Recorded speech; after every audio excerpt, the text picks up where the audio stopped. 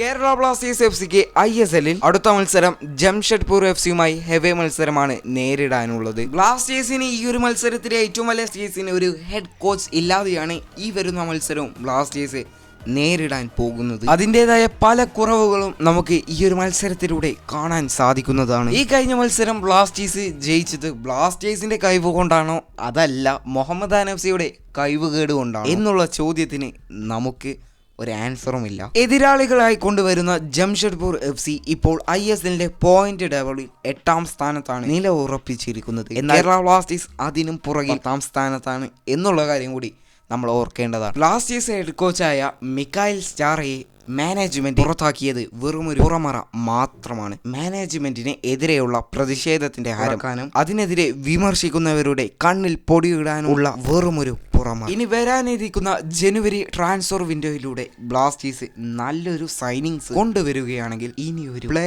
Of എന്നുള്ള stage നമുക്ക് സ്വപ്നം കാണാൻ സാധിക്കുന്നതാണ്. ഇനി എങ്ങനെ ക്ലബ് മാനേജ്മെന്റ് തീരുമാനങ്ങൾ എടുക്കുമെന്നുള്ള കാര്യത്തിൽ ഒരു ഉറപ്പും ഇല്ല. ഇനി വരാനിരിക്കുന്ന മത്സരത്തിൽ ബ്ലാസ്റ്റേഴ്സ് ജയിക്കട്ടെ എന്ന് പ്രതീക്ഷിക്കുന്നു. So let's go guys. ഇഷ്ടപ്പെട്ടാൽ ഫോളോ ആൻഡ് സബ്സ്ക്രൈബ്.